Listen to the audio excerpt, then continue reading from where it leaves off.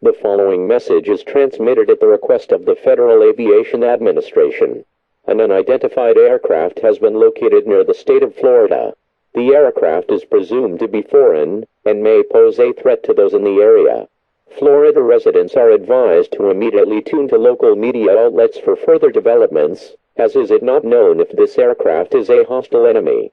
More updates will follow as information becomes available.